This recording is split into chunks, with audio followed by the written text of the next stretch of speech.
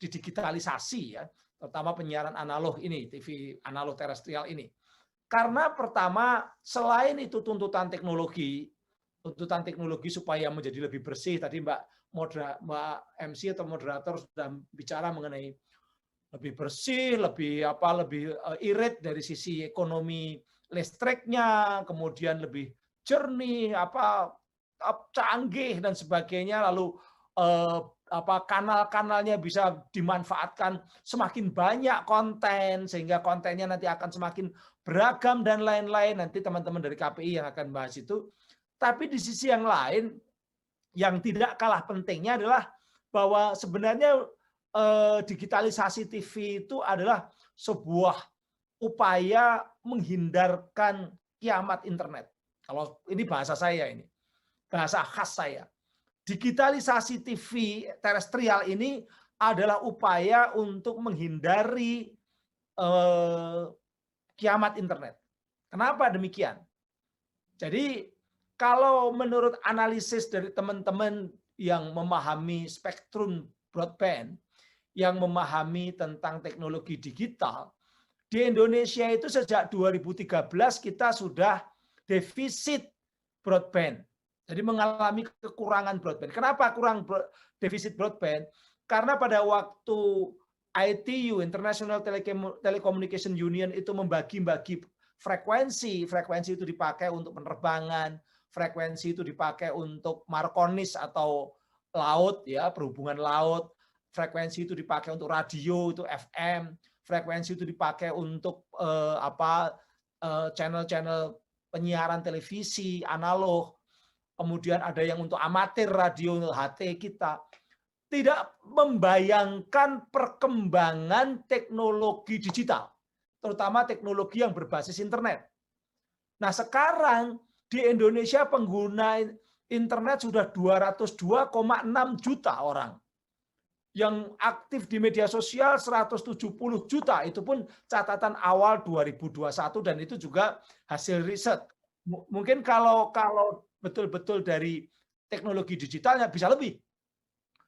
Nah, belum lagi pengguna internet ini juga tidak hanya sekedar dia mendownload atau mengupload, tapi juga ada fitur-fitur yang terus berkembang. Dulu nggak ada namanya fitur, katakanlah Zoom seperti sekarang, yang semua orang pakai. Dulu nggak ada yang namanya fitur orang GoFood, Gojek, Grab, dan lain-lain. Sekarang semua orang boleh dikatakan mengembangkan fitur baru. Peduli Lindungi sekarang ini yang paling booming karena COVID. Itu fitur baru. Nah, ketika fitur semakin banyak, ketika penggunanya semakin banyak, maka broadband demand semakin juga banyak, semakin meninggi. Persoalannya frekuensinya udah terlanjur dibagi-bagi dan dulu kurang katakanlah yang untuk pengembangan internet, pengembangan digital dalam konteks internet itu kurang banyak gitu ya. Misalnya seperti yang dipakai oleh televisi. Televisi itu menggunakan frekuensi 700 MHz.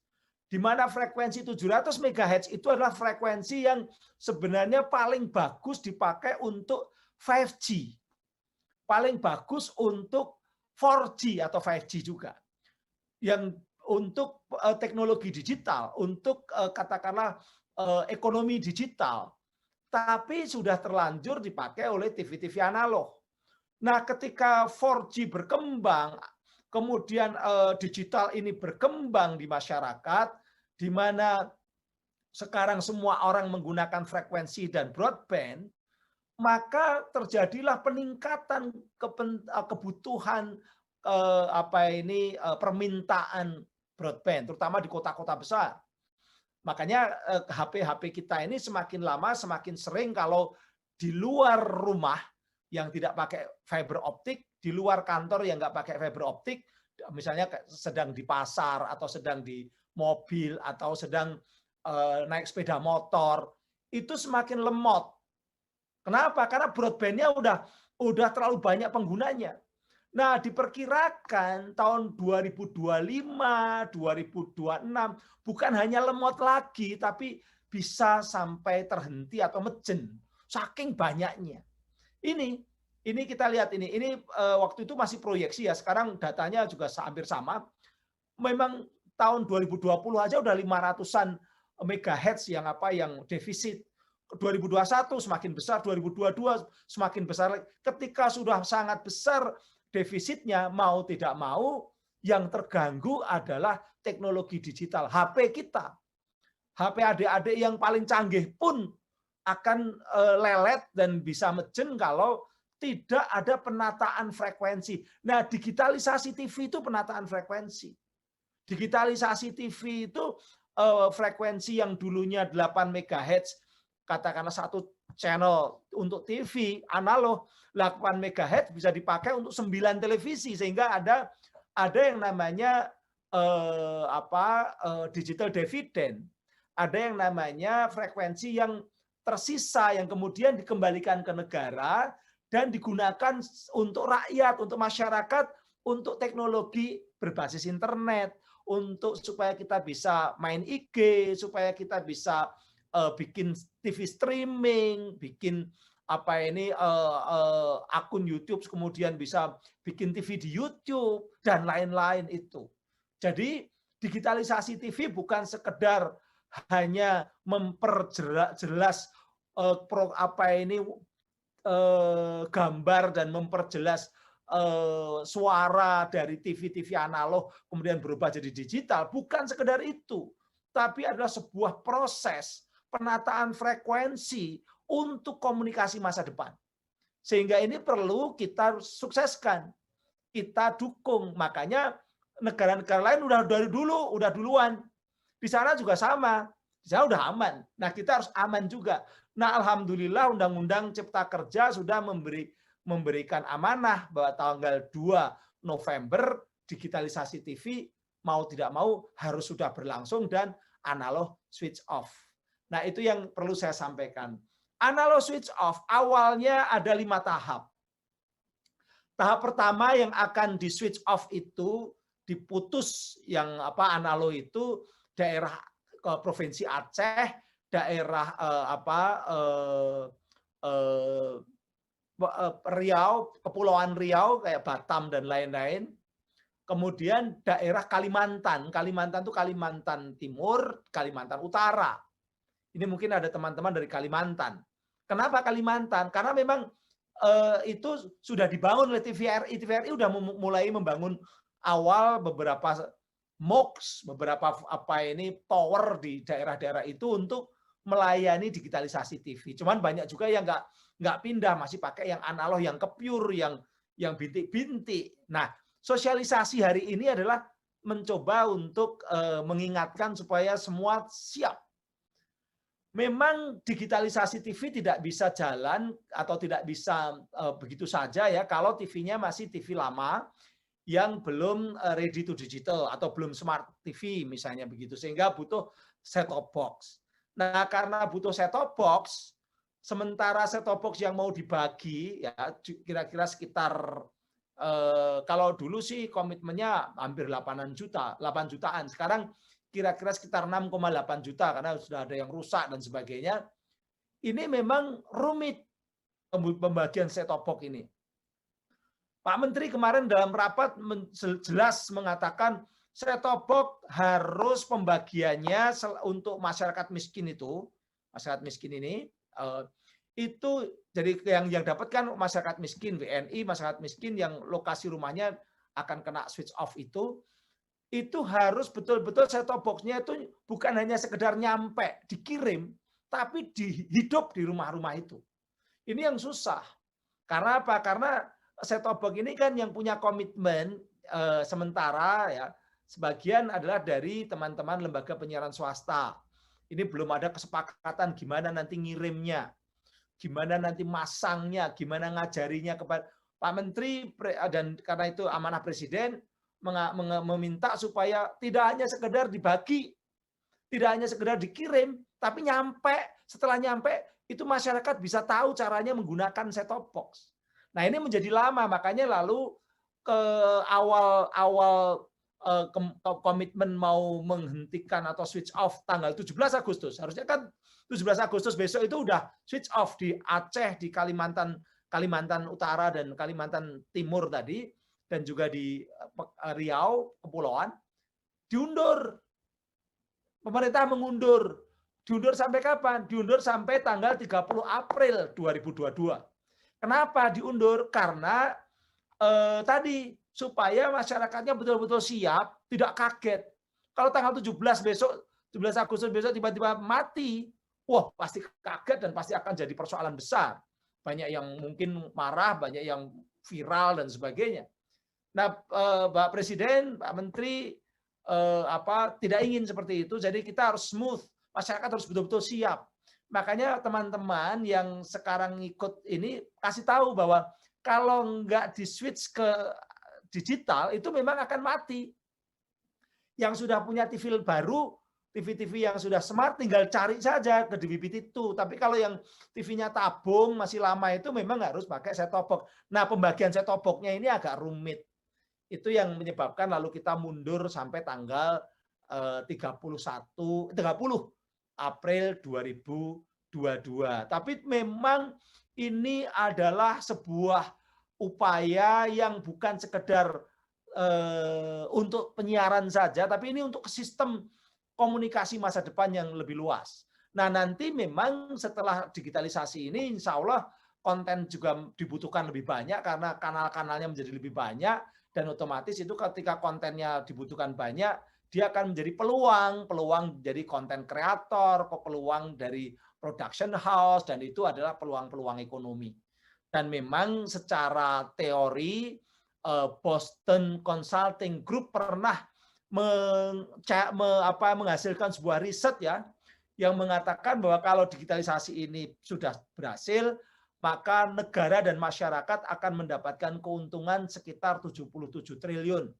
Itu baik dari sisi pendapatan PNBP, pendapatan dari frekuensi yang dipakai untuk teknologi digital, untuk ekonomi digital, maupun turunan-turunan yang terkait atau trickle down effect yang terkait dengan munculnya ekonomi digital yang semakin baik karena ada broadband baru, ada refarming, dan itu nanti penataan, hasil penataan. Karena kalau nggak ditata, lalu mejen, gimana coba?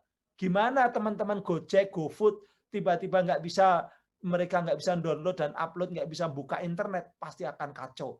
Dan teman-teman juga pasti kacau kalau namanya internetnya nggak bisa dipakai untuk belajar jarak jauh dan sebagainya, nggak bisa untuk belanja, nggak bisa untuk macam-macam.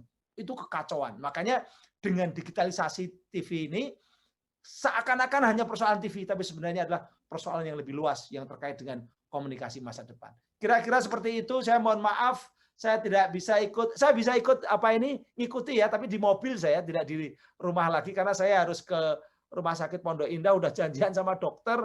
Tapi kemarin karena liburnya digeser, dokternya minta sekarang. Jadi saya terpaksa ngikutin. Mohon maaf sekali Pak Dedi, juga Pak Esa ya, dan juga moderator Mbak Sarah. Saya pamit duluan, tapi saya ngikutin. Saya akan ngikutin pakai HP saya. Nanti kalau ada pertanyaan bisa saya jawab. Demikian, terima kasih. Wabillahi taufik wal hidayah. Assalamualaikum warahmatullahi wabarakatuh. Waalaikumsalam warahmatullahi wabarakatuh. Prof. Henry, terima kasih banyak atas pemaparannya, luar biasa, sangat komprehensif. Kita pagi-pagi sudah kuliah 3 SKS bareng Prof. Henry. Nanti kita akan lanjutkan, mungkin Prof. Henry kalau ada waktu nanti bisa menjawab pertanyaan dari para peserta ya Prof ya. Baik, terima kasih Prof. Henry atas pemaparannya hari ini, luar biasa sekali, sudah sangat detail dan lengkap terkait kenapa sih kita harus berpindah dari TV analog ke TV digital. Tadi sudah dijelaskan bahwa canggih, jernih, bersih, dan yang mana lebih murah secara ekonomi, lalu jaringannya juga lebih kuat, dan isi siarannya juga lebih banyak. Makanya itulah urgensinya dibangun TV digital ini, yang mana sebenarnya di dunia ini bukan hal yang baru. Justru tadi di awal Prof. Henry mengatakan bahwa kita lumayan tertinggal nih dalam masalah atau sektor berpindah ke TV digital daripada TV analog. Semoga nanti kita bisa segera akan merata seluruh penyebaran TV digital di Indonesia sehingga bisa sama-sama kita nikmati benefitnya bagaimana nanti TV digital di Indonesia ya. Nanti untuk teman-teman yang punya pertanyaan untuk Prof. Henry disimpan dulu, semoga nanti di akhir bisa dijawab oleh Prof. Henry. Jadi nanti setelah para penanya, para narasumber sudah pemaparan, teman-teman bisa siapkan pertanyaan teman-teman. Nah, selanjutnya tadi kita sudah dengar dari staf ahli Menteri Kominfo yaitu Prof. Henry Sugiarto. Selanjutnya saya ingin menyapa Koordinator Bidang PS2P Komisioner KPI Pusat yaitu Mas Muhammad Reza. Saya ingin sapa dulu, selamat pagi Mas Reza. Halo, selamat pagi Sarah. Apa kabarnya Mas Reza pagi ini? Alhamdulillah sehat, harus sehat kita. Alhamdulillah harus sehat. Iya, benar sekali. Penting ya Mas ya, sehat ya. Iya. Oke, Mas Reza ini kan selaku Koordinator Bidang PS2P Komisioner KPI Pusat, tentunya bertanggung jawab terhadap nanti bagaimana isi siaran yang ada di dalam TV digital, kurang lebih begitu ya Mas ya? Iya. Nah, baiklah. Selanjutnya saya persilakan Mas Reza untuk langsung saja memberikan pemaparan kepada teman-teman yang sudah menunggu nih, kira-kira memangnya bedanya apa sih isi siaran antara TV analog dengan TV digital? Silakan Mas Reza. Baik, terima kasih. Assalamualaikum warahmatullahi wabarakatuh. Salam sejahtera untuk kita semua. Om Swastiastu, Namo Buddhaya. Salam kebajikan, salam.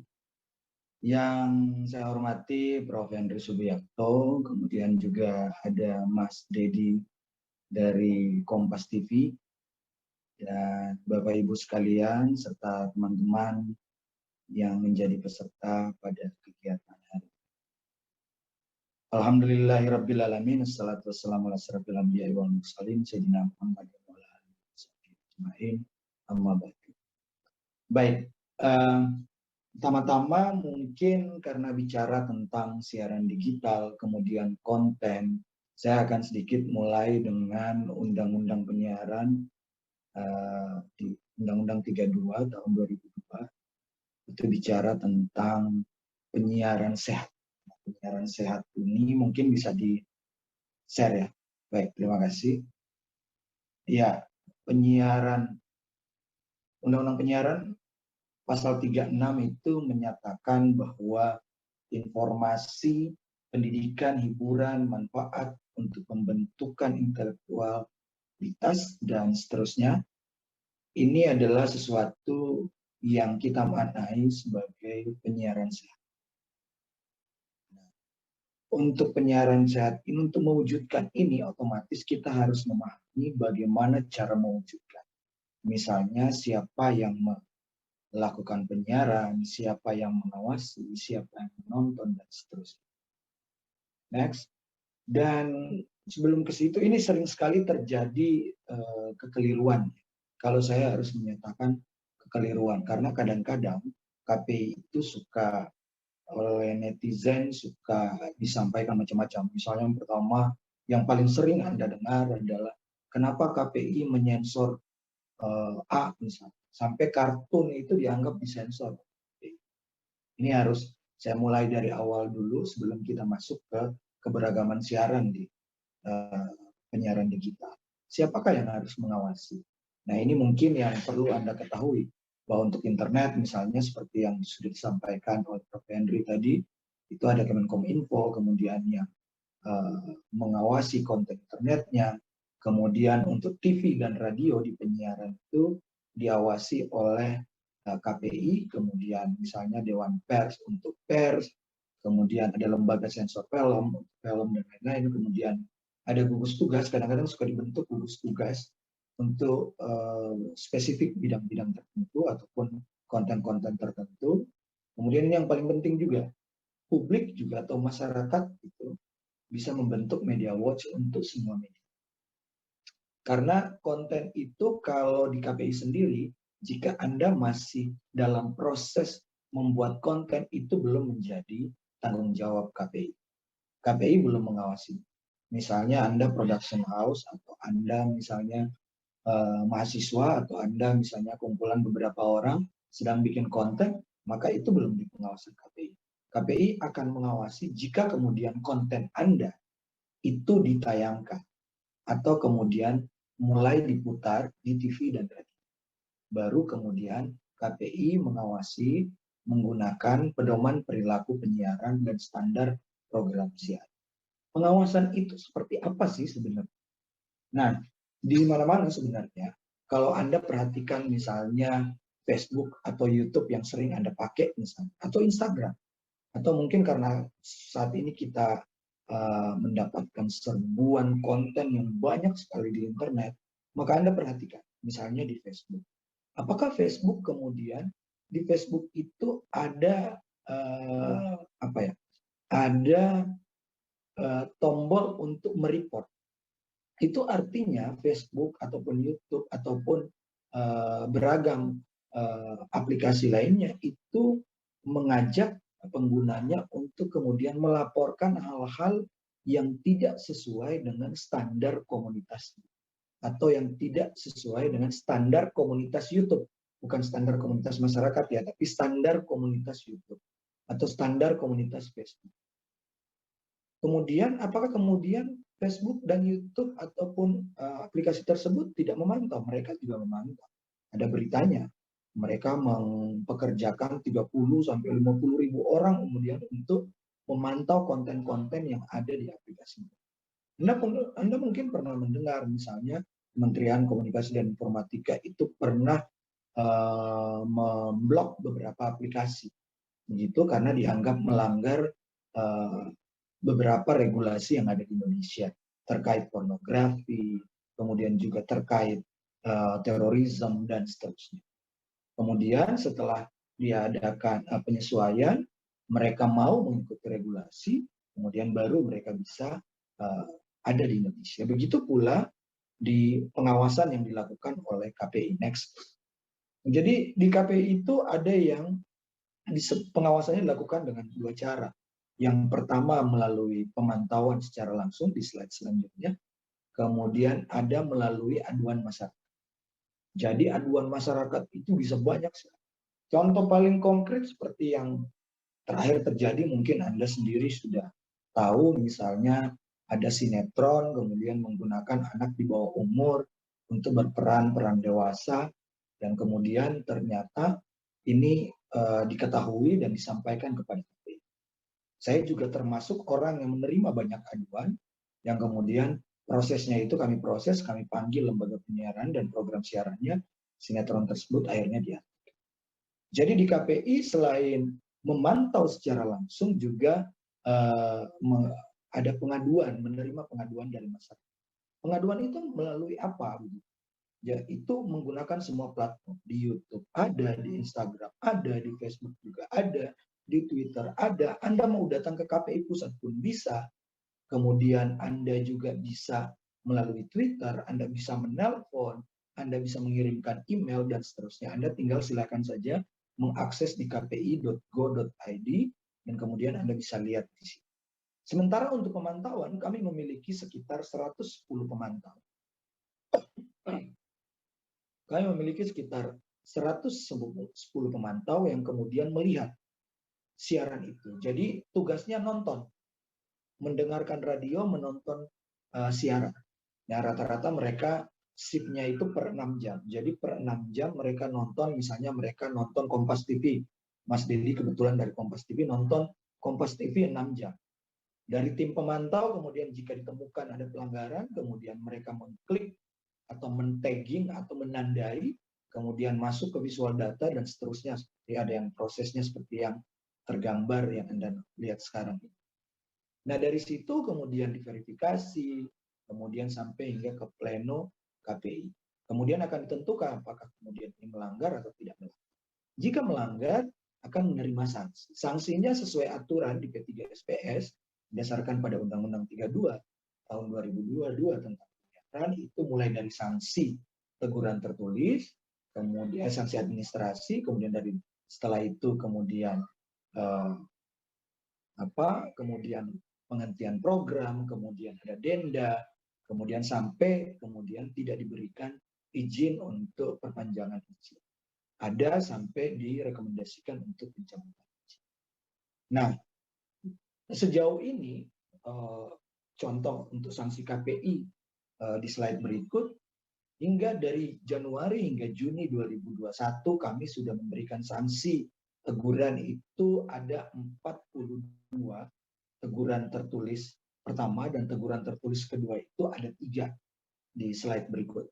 Nah, dari sanksi ini kemudian berdasarkan kategori program siaran, paling banyak adalah iklan, kemudian ada variety show, kemudian ada sinetron, dan kemudian talk show, dokumenter, dan seterusnya. Next. Nah, sekarang kita bicara soal penyiaran digital. Nah, seperti yang sudah dijelaskan oleh Prof. Henry tadi, soal penyiaran digital ini sekali lagi kalau kita menggunakan, saya mengulang saja, kalau menggunakan bahasa Prof. Henry, keuntungan digital selain untuk televisi yang kemudian bersih gambarnya, jernih suaranya, dan juga canggih teknologinya, maka itu juga menghindarkan kita terhadap kiamat internet ya kalau bahasanya seperti ini. Karena menggunakan 4G atau 5G itu menggunakan frekuensi yang sama seperti yang digunakan oleh televisi. Di slide berikut. Nah, di penyiaran digital ini otomatis siapa sih sebenarnya yang menjadi target utama? Ini penting sekali untuk kita ketahui. Target utamanya itu adalah penonton free to air. Penonton free to air itu siapa? Itu adalah para penonton yang menggunakan mekanisme analog ataupun menggunakan TV analog. TV analog itu Anda tonton pakai TV, kemudian Anda terima siarannya menggunakan antena biasa, baik antena dalam ataupun antena luar UHF, yang kemudian Anda searching menggunakan UHF. Itu target utamanya. Jadi bukan penonton lembaga penyiaran berlangganan seperti TV kabel, ataupun parabola, ataupun lembaga penyiaran berlangganan terestrial. Tidak. Kemudian yang berikut, siaran digital ini, masih di slide sebelumnya, itu siarannya gratis. Ya, artinya dia tidak berbayar. Jadi Anda sekali menonton digital, Anda tidak akan membayar. Beda dengan lembaga penyiaran berlangganan.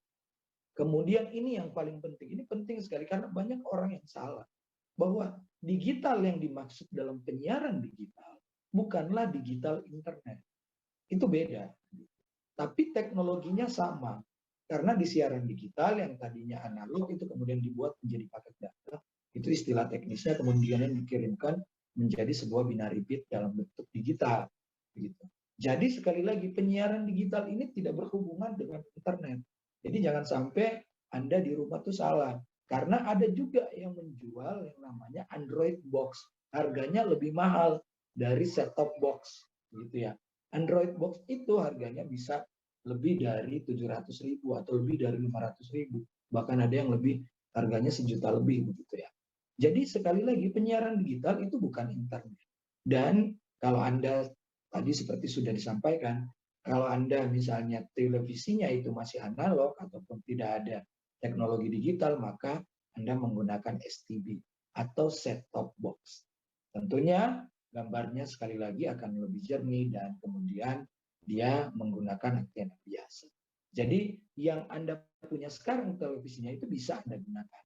Anda hanya menambahkan saja fiturnya menggunakan set-top box, atau kemudian kalau Anda ada TV-nya ada digital, Anda tinggal searching saja.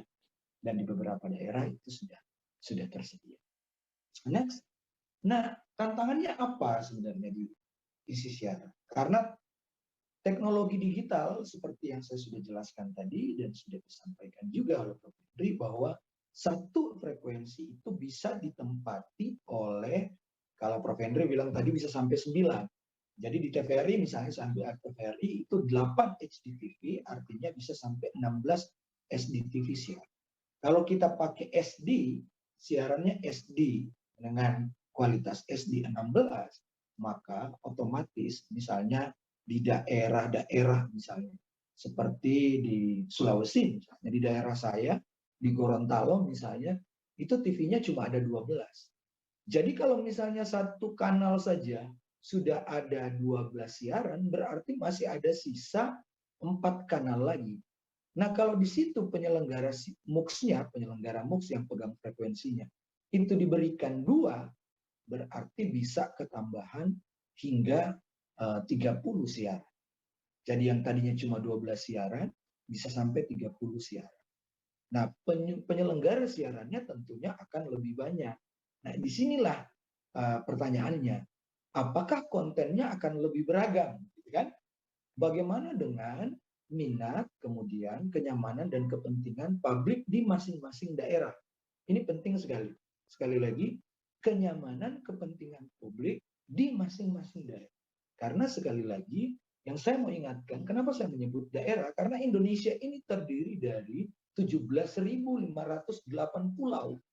Dia ada 34 provinsi dengan 514 kabupaten kota. Kita ini punya bahasa yang ribuan. Kita ini punya tradisi yang banyak sekali, apalagi ini ada 17.000 pulau. Bisa dibayangkan. Ada kerajaan yang masih eksis sampai ini. Pernah ada pertemuan, Anda kalau baca di beberapa berita, ada pertemuan raja-raja dan sultan di Indonesia itu ada sekitar 114 kerajaan yang masih aktif saat ini. Begitu. Di daerah Anda mungkin Anda tahu ada beberapa raja yang aktif dengan tradisi dan budayanya. Inilah kenapa saya menyatakan bagaimana dengan minat, kenyamanan, dan kepentingan publik di daerah masing-masing. Kita satu sebagai Indonesia, tapi kita juga harus ingat bahwa kita itu berbeda-beda meski kita tetap satu sebagai Indonesia. KPI sendiri sekarang sedang melakukan, ini baru kami uji cobakan di satu daerah di Jawa Barat, kami melaksanakan yang namanya survei minat, kenyamanan, dan kepentingan publik untuk mengetahui sebenarnya masyarakat itu nyaman atau pengen menonton atau pengen tahu, pengen lihat konten di TV itu seperti apa. Rencana kami jika kemudian ini ada setelah 2022, sebelum pembukaan penyelenggara siaran digital baru atau TV baru di setiap daerah, minimal ada masukan ataupun ada penyampaian kepada pemerintah bahwa seperti inilah keinginan masyarakat untuk konten yang ada di TV. Penting sekali ini kami sampaikan, agar kenapa? Agar masyarakat itu menonton apa yang mereka inginkan, yang sesuai dengan kaidah, regulasi, dan tata aturan yang ada di Indonesia. Anda tahu televisi di Indonesia ini, next, itu ada sekitar 701 televisi. Ini data yang kemudian kami dapatkan dari Kementerian Komunikasi dan Informatika. 68% itu didominasi oleh TV berjaringan. Jadi di Indonesia ini ada, kalau dulu kita menyebutnya sebagai TV nasional. Oh, TV nasional di Indonesia itu misalnya Kompas, itu TV nasional.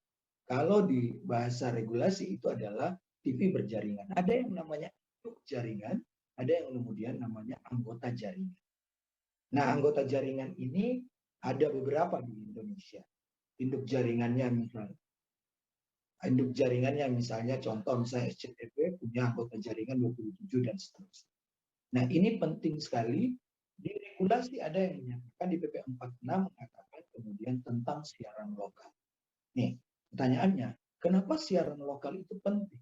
Dari misalnya kalau Mas Dedi Kompas itu siaran 24 jam, maka 10% dari siarannya penting untuk kemudian diisi dengan siaran lokal. Siaran lokal yang ada di daerah tersebut. Kenapa siaran lokal penting? Mungkin penting untuk menyimak video berikut ini.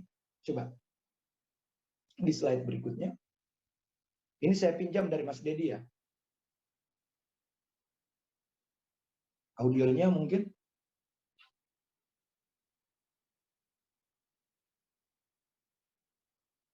Ya, ini mungkin di saya saja audionya. Mungkin bisa sama-sama dimulai dari awal dulu.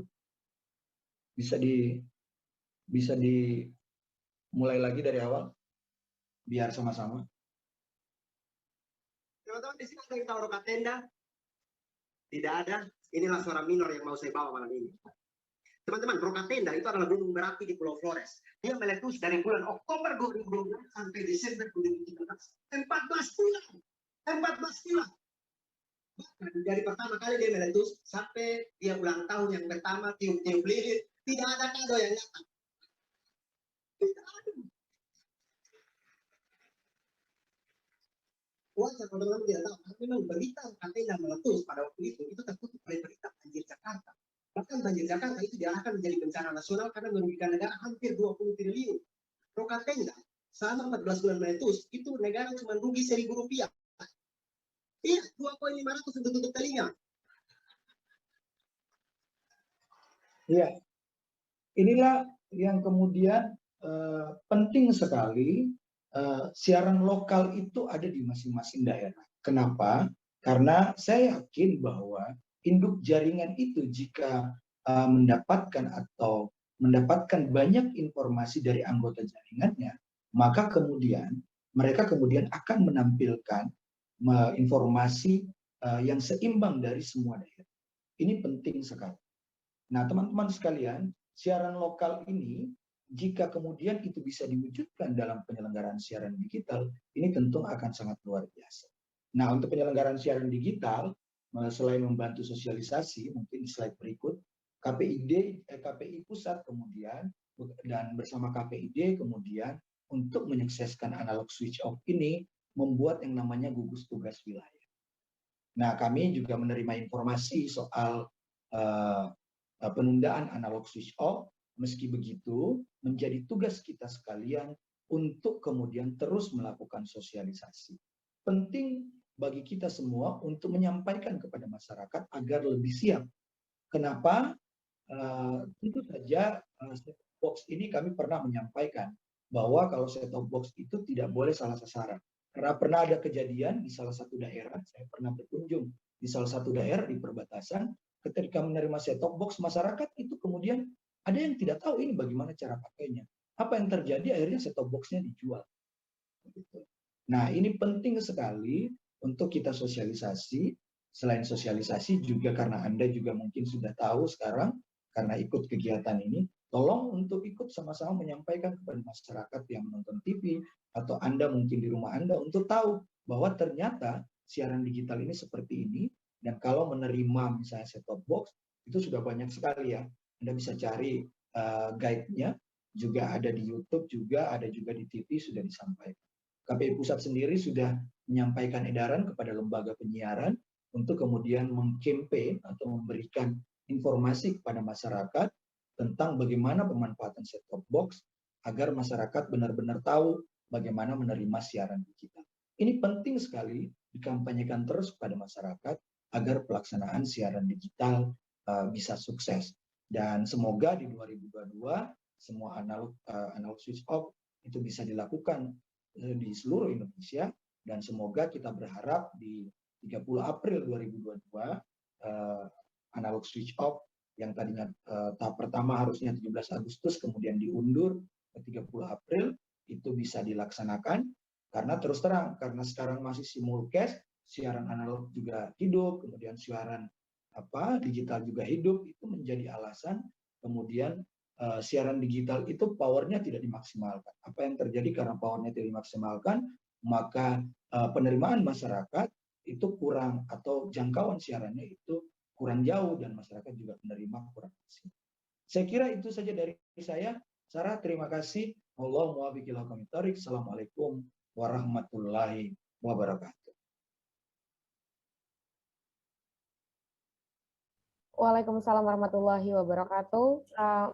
Mas Reza, terima kasih atas pemaparannya, luar biasa sekali. Hari ini kita akhirnya tahu bahwa kalau teman-teman beragam itu ya karena memang banyak sekali nanti channel yang bisa teman-teman nikmati gitu ya. Dan kalau teman-teman yang sekarang masih bingung karena masih belum punya TV digital, nanti teman-teman bisa membeli satu box bernama set-top box yang nanti bisa di connect ke TV-nya. Kalau TV-nya sudah layar datar ya, sehingga nanti TV-nya bisa menjadi TV digital.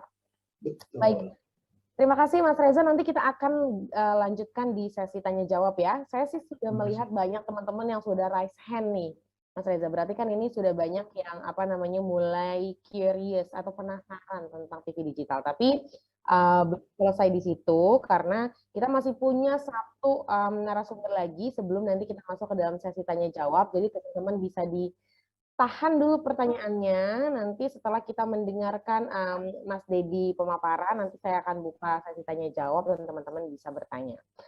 Nah, selanjutnya tadi kita sudah mendengar Mas Reza selaku koordinator bidang PS2P Komisioner KPI Pusat. Selanjutnya kita akan mendengar nih dari Corporate Secretary Kompas TV, yang mana kita sudah akrab pastikan dengan salah satu channel TV nasional tersebut. Saya sapa dulu Mas Dedi Risnanto. Selamat siang Mas Dedi. Selamat siang Mbak, salam sehat. Apa kabarnya Mas Dedi hari ini? Puji Tuhan, alhamdulillah sehat Mbak. Alhamdulillah sehat. Baiklah. Mas Dedi, bisa langsung saya persilakan Mas Dedi untuk beritahu kepada teman-teman semua tentang misalnya bagaimana migrasi dari TV analog ke TV digital dan apa sih pengaruhnya kepada mungkin Kompas TV sendiri atau misalnya channel-channel dan siaran digital nanti di TV digital. Silakan Mas Dedi. Terima kasih Mbak, saya izin share. Baik, teman-teman selamat siang. Di sini saya akan coba menyampaikan ke teman-teman sebenarnya apa sih yang dilakukan oleh Kompas TV dalam rangka persiapan untuk beralih dari siaran analog menjadi TV digital. Nah, sebelum-sebelumnya kami memang sudah banyak melakukan sosialisasi di berbagai macam platform yang ada di grup Kompas Gramedia. Nah, kemudian agar sosialisasi yang kami lakukan itu tepat sasaran kepada pemirsa Kompas TV, kita juga sudah melakukan yang namanya survei kepemirsaan khusus untuk Kompas TV ya. Nah, dari yang kami lakukan adalah kita membedakan ada 3 kategori pemirsa Kompas TV di Indonesia secara nasional. Ini ada mereka yang memang heavy untuk menonton Kompas TV itu sebesar 66%, kemudian yang so-so lah itu ada 33%, kemudian ada yang durasi menontonnya itu di bawah 33%. Nah, kenapa kita ingin mengetahui hal tersebut? Karena kita ingin memastikan pemirsa itu menontonnya itu berapa lama. Nah, sehingga kita juga mencari untuk mengetahui yang nonton Kompas TV itu menggunakan TV apa. Apakah TV tabung, apakah TV flat yang sudah digital ya, yang sudah smart TV. Nah, dari hal-hal tersebutlah, dari data-data tersebut, sehingga kita juga mengetahui bagaimana sosialisasi yang akan kami lakukan sehingga pemirsanya Kompas TV itu tepat. Kita memberikan sosialisasi dan mereka tetap bisa menyaksikan Kompas TV kalaupun nanti beralih ke digital. Nah, komunikasi yang kami bangun adalah kampanye adalah Kompas TV ke digital. Sedangkan pesan yang ingin disampaikan itu adalah bagaimana cara menikmati tayangan berkualitas dengan Kompas TV ke digital. Targetnya siapa? Nah, karena kita sudah tahu tadi sudah kita survei, yaitu ya pemirsa yang menggunakan TV flat dan pemirsa yang menggunakan TV tabung. Kalau untuk yang menggunakan TV flat, ya kita mengajak pemirsa untuk beralih ke TV digital. Bagi yang menggunakan TV tabung, kita juga akan menginformasikan alat bantu, decoder atau set-top box, sehingga penonton tersebut yang menggunakan TV tabung tetap dapat menikmati siaran Kompas TV, walaupun dia menggunakan TV tabung, tapi kita informasikan ada alat bantu, yaitu set-top box, sehingga mereka tetap bisa menyaksikan Kompas TV. Nah, pesan yang disampaikan ya sama seperti yang disampaikan senada atau sesuai dengan yang dikeluarkan oleh Kementerian Komunikasi, yaitu bersih, kemudian jernih, dan teknologinya canggih. Selain juga kita mengajak beralih ke digital, kita juga menginformasikan keunggulan untuk pindah ke TV digital. Generiknya ya cara baru untuk menikmati tayangan berkualitas dengan Kompas TV pindah ke digital. Untuk modernnya ya bagaimana kita bisa menikmati siaran yang berkualitas, lebih bersih, lebih jernih dengan Kompas TV ke digital. Nah, ini salah satu konten killer yang kami miliki karena kami TV Berita, kita punya acara Aiman yang secara Nielsen ini cukup banyak penontonnya.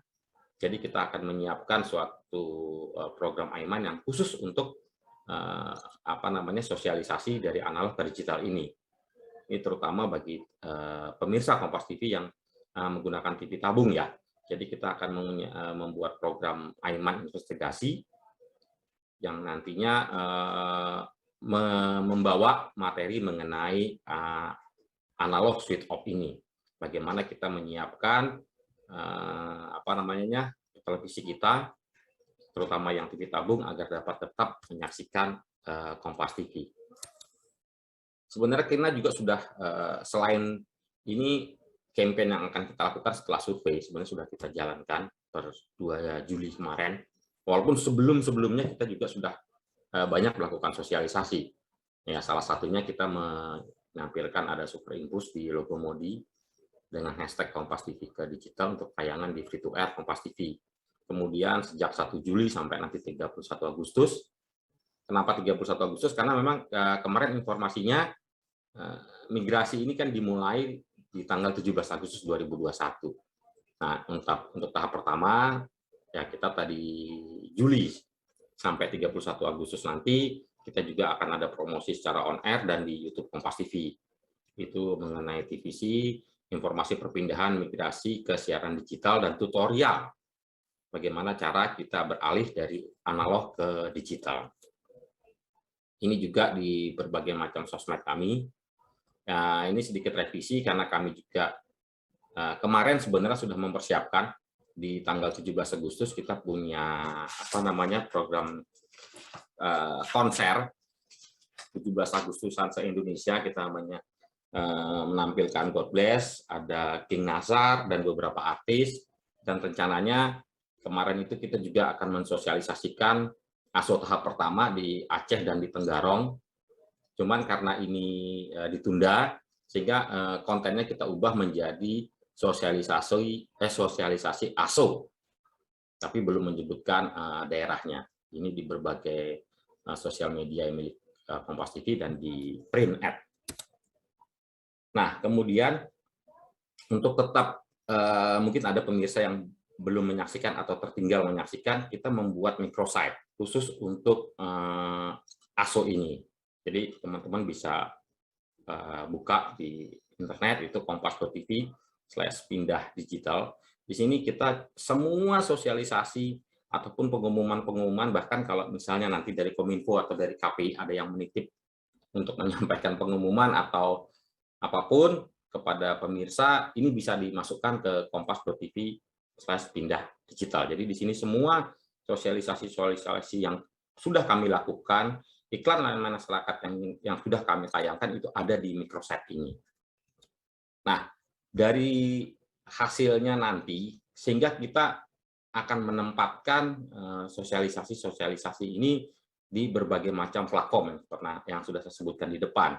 Di TV kita punya Kompas TV beserta jaringannya, kemudian di seluruh sosial media Kompas TV, kemudian juga di print, di koran, di kontan, di tribun, kemudian juga kita ada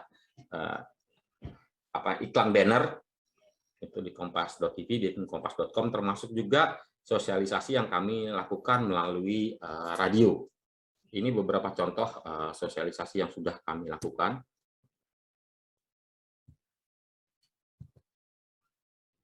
Bisa terlihat ya.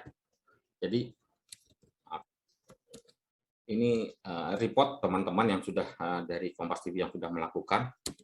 Ini dari Grid Network di berbagai macam sosial media yang kita miliki, di Intisari, Info Komputer, IDEA, itu sudah kita juga terus sosialisasikan. Khusus untuk anak juga kita ada di Bobo, Grid Kid, di Mombi, sosial medianya juga kita sampaikan, kita sosialisasikan mengenai rencana ASO ini. Kemudian di harian Kompas sendiri kita pasang iklan di Kompas TV ya beserta dengan sosial medianya juga. Kemudian untuk di free to air beberapa iklan layanan masyarakat yang sudah kita produksi sendiri. dan bagaimana panduannya untuk pindah ke TV digital juga sudah kita sampaikan terus-menerus sampai hari ini. Kemudian di kompas.com juga kita sudah sosialisasikan, kemudian di Kontan, dan kemudian juga khusus di daerah-daerah kita juga mensosialisasikan melalui Harian Tribun. Ini ada beberapa yang sudah kita sosialisasikan.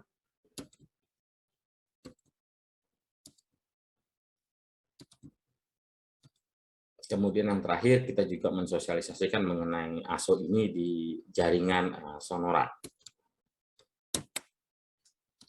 Jadi harapannya dengan sosialisasi yang kami lakukan, ini pemirsa Kompas TV tetap dapat menikmati tontonan yang Kompas TV sampaikan kepada pemirsanya. Mungkin demikian Mbak yang bisa saya sharingkan hari ini. Jadi kalau ada pertanyaan dari teman-teman, kita bisa bahas bareng-bareng. Terima kasih. Baik, terima kasih atas pemaparannya Mas. Tadi kita berarti sudah sama-sama tahu bahwa Kompas TV menjadi salah satu TV yang juga sudah banyak memberikan sosialisasi kepada para penontonnya tentang TV digital, dan juga ada juga sudah ada produk-produk kreatif yang disampaikan tentang apa namanya TV digital. Nah, selanjutnya saya ingin persilakan para penanya. Yang pertama saya lihat dari raise hand terlebih dahulu. Yang pertama saya persilakan untuk Mbak Dinda. Jadi saya akan 3 orang penanya pertama, Mbak Dinda, lalu juga ada Mas Miftah Farid, Dinda, Miftah Farid, dan Fendi Haris. Mbak Dinda dulu pertama. Silakan Mbak Dinda, pertanyaannya apa? Mas belum di-unmute, Mbak Dinda boleh di-unmute dulu ya. Ya, masih belum bisa terdengar suaranya, mungkin host bisa tolong di-unmute-kan dulu.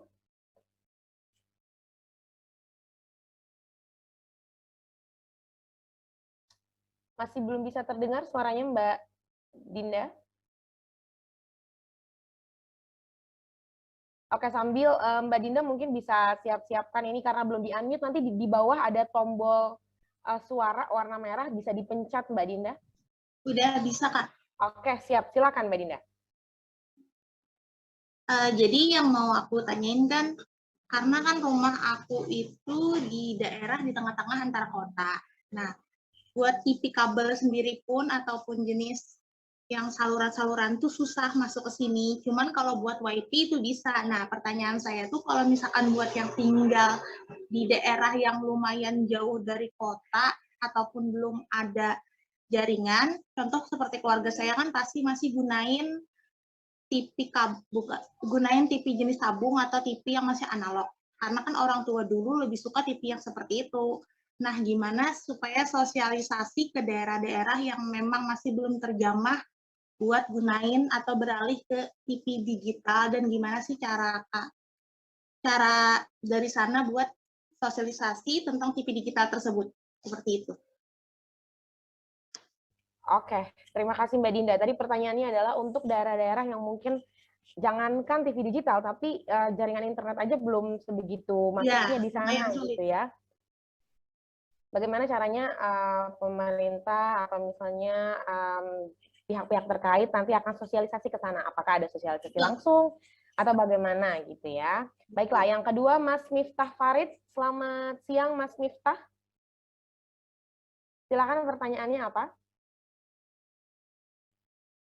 Bisa di-unmute dulu? Masih belum di-unmute? Ya, bisa di-unmute dulu ya. Mas Miftah. Host bisa minta tolong untuk dipersilakan di-unmute dulu. Oke, silakan Mas. Oke, langsung aja, saya punya 2 pertanyaan. Yang pertama, ini saya baru beli Smart TV yang digital, kan saya cari di sinyal TV digital itu ada 23 sinyal TV yang tertangkap. Cuman pas saya cari otomatis di TV cuma 18. Apa itu antenanya harus lebih tinggi dari antena analog? Terus pertanyaan yang kedua, apakah sinyal TV digital ini mempengaruhi sistem rating yang selama ini ada?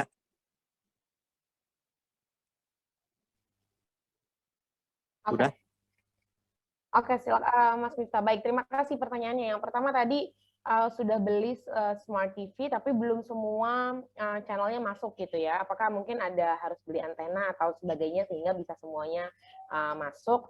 Dan yang kedua, TV digital ini ngaruh atau tidak kepada rating yang biasanya kita bisa tahu ya rating-rating di dari satu channel ke channel lainnya. Baiklah, selanjutnya Mas Fendi Haris. Silakan Mas Fendi, selamat siang. Pertanyaannya apa dan untuk siapa?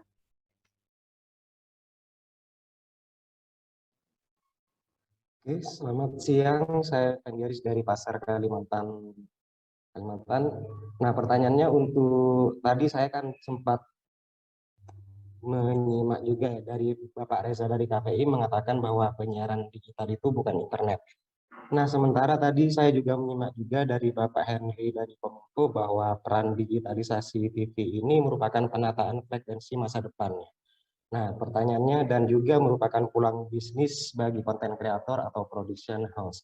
Nah, pertanyaannya apakah sang konten kreator tersebut harus punya channel TV sendiri di frekuensi tersebut atau ibaratnya ditayangkan seperti layaknya TV biasa itu? Ya, dan bisa kita lihat seperti sehari-hari gitu, Pak. Ya. Oke. Baik, terima kasih Mas Fendi. Pertanyaannya unik. Apakah konten creator yang mau berkarya di TV digital itu harus punya channel dulu, seperti misalnya dalam platform-platform streaming yang biasa dilihat, mungkin gitu ya, ataukah join ke acara-acara yang dibuat oleh salah satu channel TV seperti biasa aja, gitu. Baik, sudah ada 3 penanya. Saya ulangi sekali lagi pertanyaannya dari Mbak Dinda, yaitu untuk daerah yang belum ada jaringannya, bagaimana cara pemerintah untuk mensosialisasikan hal ini? Otomatis mereka kan belum juga bisa untuk mengikuti webinar seperti ini dan hal-hal lainnya yang berhubungan dengan jaringan internet. Selanjutnya dari Mas Miftah, apa ada produk khusus misalnya ataukah harus membeli antena agar semua channel bisa masuk ke dalam TV digital? Selanjutnya ada pengaruh nilai rating atau tidak sih dalam TV digital? Dan dari Mas Fendi, penyiaran digital itu kan dibilang bukan internet, makanya dibilang free to air atau gratis ya. Nah, apakah konten creator yang ingin berkarya itu harus punya channel sendiri? Apakah join saja ke dalam salah satu channel salah satu program TV seperti TV analog biasa? Yang pertama, saya ingin persilakan dulu Mas Reza untuk menjawab 3 penanya tersebut, Mas Reza. Baik, terima kasih. Harusnya yang tidak ada signal tadi itu dari Dinda, harusnya Prof. Henry ya. Saya mencoba, tadi mungkin yang saya akan coba jawab soal sosialisasi, karena kami juga ikut membantu soal sosialisasi. Memang soal sosialisasi ini, karena ini masih pandemi, Sarah, maka Dinda sosialisasinya itu terbatas. Tapi yang paling penting sosialisasi itu sebenarnya ada di televisi masing-masing. Kenapa?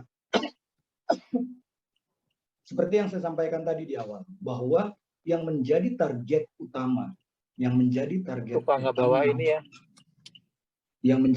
utama free to air penyiaran digital itu adalah penonton siaran analog free to air. Mereka lah yang menjadi target utama. Maka kemudian kenapa penting lembaga penyiaran, kami sering menyampaikan kepada lembaga penyiaran, termasuk yang sudah disampaikan Pak Dedi tadi, dia menyasar penonton Kompasnya. Karena kalau misalnya dia sudah pindah ke digital dan kemudian penontonnya tidak tahu, otomatis penontonnya berkurang. Dan itu akan mempengaruhi ratingnya. Makanya kenapa penting sekali untuk lembaga penyiaran menyampaikan ke penontonnya masing-masing atau ke pemirsanya masing-masing tentang dia pindah ke digital dan bagaimana cara pindah ke digital dan alat apa yang harus digunakan agar bisa menangkap siaran digital tersebut. Makanya kenapa sosialisasi itu baru bisa kita lakukan, satu dengan cara webinar karena ini pandemi, kemudian yang kedua adalah dengan cara melalui lembaga penyiaran. Nah, KPI Pusat sendiri sudah menyampaikan edaran ini meminta lembaga penyiaran untuk memasifkan lagi kampanye. Nah, memang ada persoalan, misalnya seperti di tempat saya, jangankan sinyal televisi, kadang-kadang sinyal handphone juga tidak ada. Ini yang menjadi tanggung jawab pemerintah untuk membangun infrastruktur. Dan kami sudah menyampaikan itu. Kenapa? Karena lembaga penyiaran itu, penyelenggara multiplex itu hanya bertanggung jawab 70% wilayah sesuai regulasi. Jadi masih ada 30% wilayah lagi. Dan menurut informasi itu akan di-cover oleh TVRI. Jadi TVRI lah yang akan hadir di 30% wilayah yang tidak tercover oleh lembaga penyiaran yang lain. Nah, bagaimana misalnya saya ingin nonton yang lain, misalnya saya ingin nonton Kompas, tapi kemudian jangan hanya TVRI saja, ya bisa saja itu disampaikan. Nanti kemudian, misalnya kami pernah melakukan itu di salah satu daerah, misalnya di Nunukan kalau saya tidak keliru, bahwa waktu itu kami membawa beberapa lembaga penyiaran yang ingin hadir juga di daerah-daerah 3T, yaitu terluar, tertinggal, dan terluar, terdepan, begitu ya. Dan mereka hadir di sana. Dan Anda bisa menonton mereka melalui multiplexnya TVR.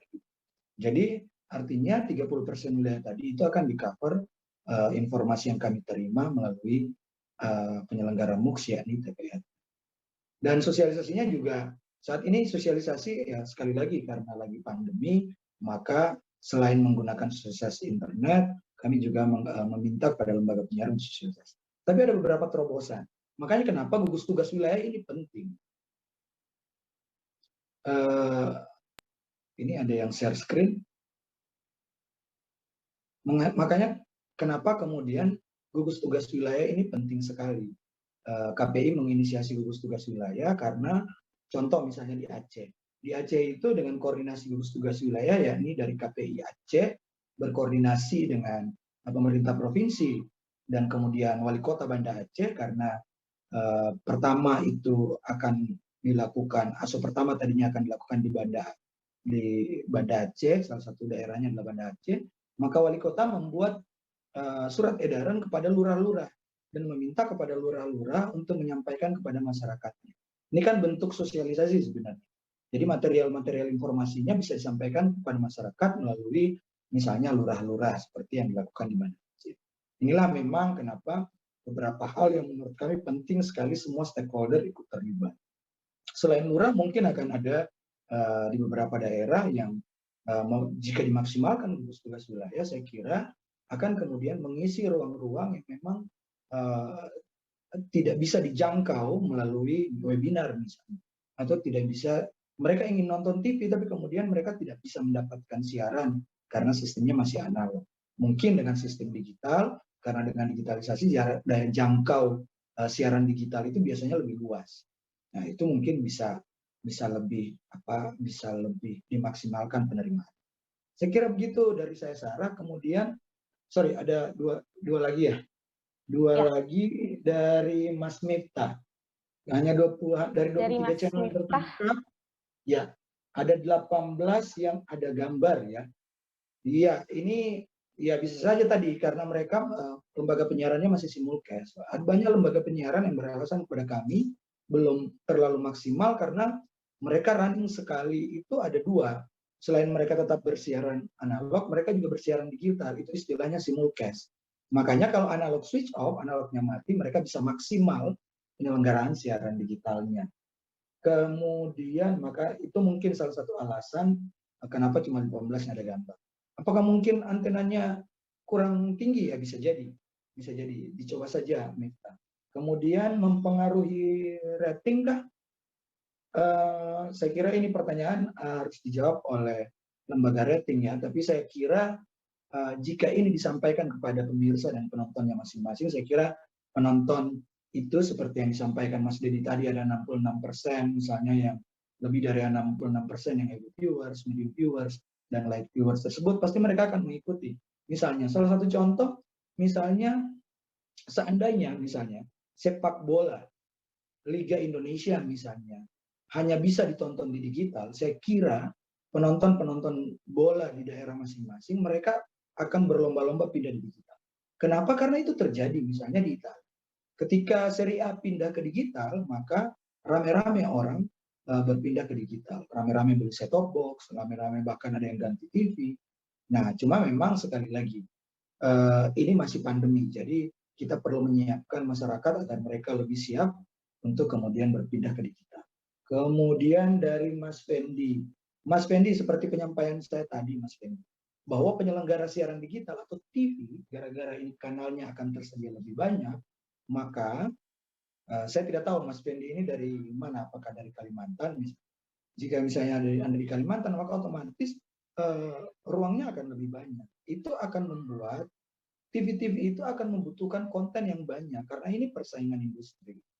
Nah, tentu saja para konten kreator yang membuat konten-konten menarik dan sekarang mendapatkan tempat, Anda bisa perhatikan, program-program TV sekarang banyak melibatkan konten kreator yang dianggap mempunyai subscriber ataupun viewers dari program dari kontennya itu bisa ribuan bahkan jutaan. Itu banyak sekali. Maka konten-konten kreator itu diajak untuk ke TV untuk bikin program. Bahkan sekarang banyak, Anda bisa perhatikan bahwa sekarang banyak artis-artis yang beralih menjadi konten kreator, bikin konten sendiri, yang kemudian mereka tinggal kerjasamakan dengan TV. Nah, bisa saja Anda misalnya bikin organisasi konten kreator dan kemudian mengurus untuk bikin satu penyelenggara siaran digital, bisa saja begitu ya. Anda tinggal mengurus secara administrasi untuk perusahaan perizinan. Saya kira itu dari saya, Sarah. Terima kasih. Baik, terima kasih Mas Reza atas jawabannya tadi. Semoga sudah terjawab ya tadi teman-teman yang bertanya. Selanjutnya saya persilakan Prof. Henry. Bagaimana Prof? Apa bisa menjawab pertanyaan atau ditampung dulu? Tampung dulu aja Mbak, saya Mbak. Oke, baik. Tadi saya sebenarnya bisa, sekarang malah nggak bisa karena saya sekarang di depan depan administrasi ini, harus ngurusin yang lain dulu. Baik, Prof. Nanti akan langsung Prof. Henry jawab di akhir untuk 6 orang seperti itu ya. Baiklah, saya akan lanjut ke Mas Dedi. Mas Dedi silakan untuk menjawab pertanyaan dari para penanya. Tadi ada 3 dari Mbak Dinda, Mas Miftah, dan juga Mas Fendi. Silakan, Mas Dedi. Terima kasih Mbak. Ya, saya mungkin kalau memang Mas Reza tadi bisa menampilkan video yang ditayangkan sebelumnya tuh bisa menjawab semua tuh hampir. Mas Reza punya tayangan yang bagus tuh. Baik, kami akan coba sampaikan beberapa hal seperti ini. Beberapa tadi ada Mbak Dinda yang tinggalnya jauh dari kota, kemudian juga di pelosok. Itulah sebabnya kami memanfaatkan semua media yang kami miliki, baik itu di sosial media maupun di print. Karena kami juga masih yakin beberapa teman-teman kita, masyarakat kita juga masih membaca koran ya. Jadi makanya sosialisasi kami juga lakukan di print. Kemudian yang bisa saya jawab juga, apakah dengan TV digital ini juga nanti mempengaruhi rating Nielsen? Jawabannya iya. Kenapa? Karena tadi Mas Reza sudah sampaikan, saat ini ada 700 TV di Indonesia, ya. Belum kemudian juga dari 700 itu 200 sekiannya itu jaringan, ada 14 TV. Kemudian dengan adanya TV digital ini, beberapa stasiun TV atau masyarakat juga banyak yang juga membuat atau membangun televisi baru. Seperti teman-teman mungkin yang sudah coba searching itu ya, sekarang kita juga sudah bisa menonton yang namanya Tempo TV. Kemudian ada BNTV, itu TV News ya, karena kebetulan saya dari TV News. Kemudian ada CNN, ada CNBC. Nah, otomatis ini oleh Nielsen juga nanti akan di rating, akan disurvei. Jadi dengan dengan beralihnya televisi free to air dari sistem analog ke digital, ini juga selain tadi Pak Prof. Hendy juga menyampaikan yang tadinya satu frekuensi dipakai satu TV, sekarang satu frekuensi bisa dipakai sampai 12 TV. Artinya televisi bertambah. Nah, dengan televisi bertambah, ya otomatis persaingan juga akan semakin bertambah, akan semakin sengit. Dan itu juga sampai hari ini, lembaga survei yang eksis di Indonesia itu hanya satu, Nielsen.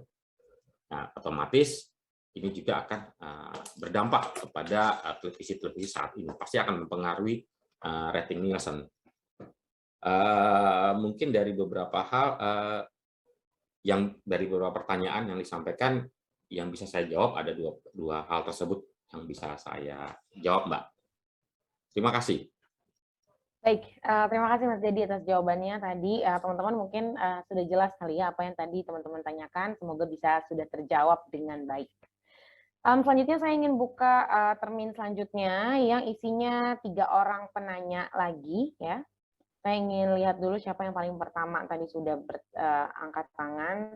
Yang pertama Mbak Syarifah. Jadi saya pilih yang videonya sudah menyala ya. Yang pertama Mbak Syarifah, yang kedua Mas Ahmad Baihaqi, dan yang ketiga Mbak Khairun Nisa. Oke, jadi Mbak Syarifah, Ahmad Baihaqi, dan Khairun Nisa ya, diingat ya. Yang pertama saya persilakan dulu Mbak Syarifah. Silakan sebutkan dari mana dan pertanyaannya apa. Silakan Mbak Syarifah bisa di-unmute dulu. Selamat siang Mbak Syarifah. Ya, selamat siang. Baik, silakan. Assalamualaikum warahmatullahi wabarakatuh. Perkenalkan, nama saya Syarifah dari Banjarmasin, Kalimantan Selatan. Pertanyaan saya, apa yang akan terjadi jika seseorang atau sekelompok orang tidak mau memakai TV digital ini terlepas dari apapun alasannya? Karena ya apapun alasannya itu. Nah, apakah TV analog ini akan dihilangkan gitu? Nah, jadi misalnya seseorang tuh udah mau pakai TV digital, karena kan pakai STB nih TV digital nih. Beliau ini tidak mau memakai itu terlepas dari apapun alasannya, apakah TV analog ini akan dihilangkan atau akan tetap ada? Ya, itu saja. Terima kasih.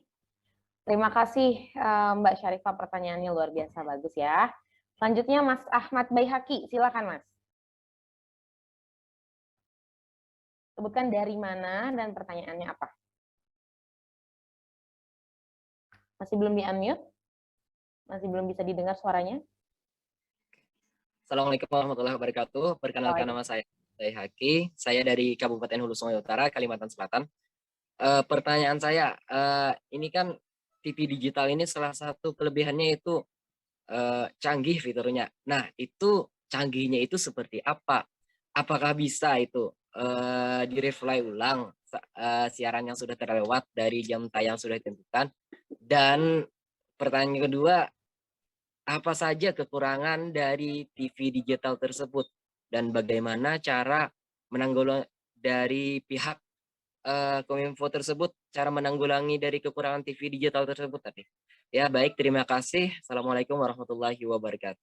Waalaikumsalam warahmatullahi wabarakatuh. Baik, terima kasih Mas Ahmad Baihaqi dari Kalimantan Selatan ya. Selanjutnya Mbak Khairun Nisa. Silakan Mbak Khairun Nisa, bisa di-unmute dulu. Masih belum ter-unmute, Mbak. Ya, bisa di-unmute dulu sehingga bisa didengar suaranya ya. Mbak Khairun Nisa bisa disebutkan dari mana? Baik, sudah bisa didengar Mbak, silakan. Dari Banjarmasin. Mau tanya, ya, mau tanya ke Pak Henry. Untuk set-top box itu diberikan secara gratis atau membeli? Kalau misalnya membeli, bagaimana tanggapan Bapak untuk masyarakat di daerah perkampungan ataupun pedalaman yang kurang mampu untuk membelinya? Oke, itu saja pertanyaannya. Ya. Baik, terima kasih Mbak Khairun Nisa. Atas pertanyaannya kita sudah punya 3 penanya kembali ya. Yang pertama dari Mbak Syarifah dari Banjarmasin. Apa yang akan terjadi jika ada orang-orang yang menolak switch dari TV analog ke TV digital? Apakah TV analognya langsung tidak bisa dipakai sehingga dia kalau tidak mau switch ya tidak bisa menonton TV gitu atau seperti apa?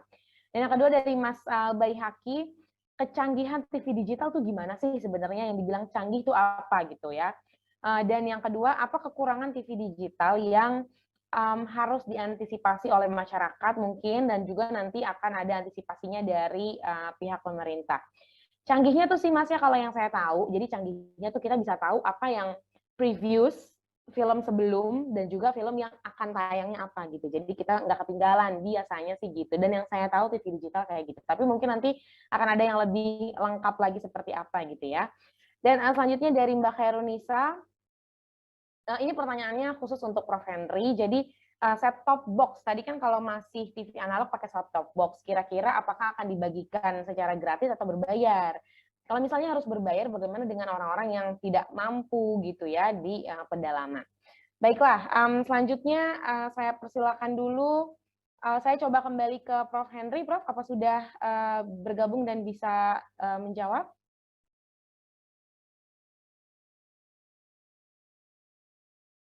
Prof. Henry? Baiklah, mungkin nanti Prof. Henry akan jawab di akhir. Saya persilakan Mas Reza untuk kembali menjawab pertanyaan dari 3 penanya tadi. Mas Reza, saya persilakan. Baik, terima kasih. Tadi sudah dijawab sama Sarah sebenarnya. Saya tambahkan saja bahwa kemudian di fitur TV digital itu juga bisa dimanfaatkan.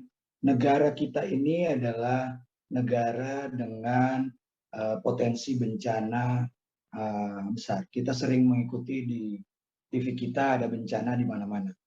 Mau gempa, kemudian tsunami, dan seterusnya.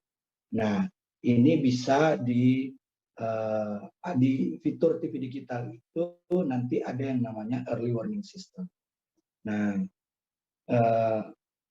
early warning system itu bisa bisa mengingatkan. Jadi nanti kalau misalnya Anda lagi nonton TV digital, kemudian ada pemberitahuan tentang bencana, itu biasanya akan lebih cepat tersampaikan jika menggunakan TV digital.